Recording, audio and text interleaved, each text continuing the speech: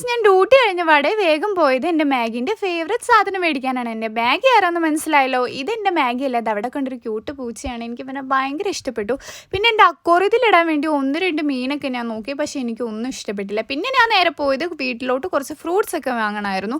Fruits അതുപോലെ തന്നെ കുറച്ച് പഴമൊക്കെ വാങ്ങണമായിരുന്നു, അതെല്ലാം മേടിച്ചു. പിന്നെ നോമ്പായി കഴിഞ്ഞാൽ ഇതുപോലെ ഒരുപാട് ഐറ്റംസ് ഉണ്ടാവും. അപ്പോൾ ഇതെല്ലാം ട്രൈ ചെയ്യണം എന്നാണ് എൻ്റെ അഭിപ്രായത്തിൽ. അത് കഴിഞ്ഞപ്പോൾ ഞാൻ വേഗം പോയത് വേറെ എങ്ങോട്ടും അല്ല, എൻ്റെ മീൻചേട്ടൻ്റെ അടുത്താണ്. ഇത് ഞാൻ മീൻ വാങ്ങി പരിചയപ്പെട്ട എൻ്റെ സ്വന്തം ഏട്ടനാണ് കേട്ടോ. സ്വന്തം ഏട്ടനല്ല, മീൻചേട്ടൻ.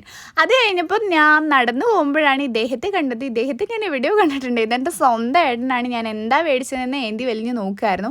ഇതെല്ലാം വാങ്ങിക്കഴിഞ്ഞ് ഞാൻ നേരെ എൻ്റെ വീട്ടിലോട്ട് പോയി, കാരണം ഭയങ്കര വിശപ്പായിരുന്നു. വീട്ടിലെത്തി ആദ്യം ഇവളുടെ സാധനം ഞാൻ കൊടുത്തത്, കാരണം ഇവൾ ഇതിന് വേണ്ടി കുറേ ആയി വെയിറ്റ് ചെയ്യുന്നു. ഇത് കിട്ടിയപ്പോൾ എന്താ ചെയ്യേണ്ടതെന്ന് അറിയില്ലായിരുന്നു. ഭയങ്കര സന്തോഷമായിരുന്നു കേട്ടോ. ഇവളെ ഫേവറേറ്റ് സാധനമാണിത്. ഞാൻ മേടിച്ചത് ഉന്നക്കായ, കട്ട്ലേറ്റ്, സമൂസ, അതുപോലെ തന്നെ പാൽവാഴക്ക എന്തോ സംഭവമാണ്. സംഭവം അടിപൊളിയായിരുന്നു. അപ്പോൾ ഇത്രയുള്ളൂ. ബൈ.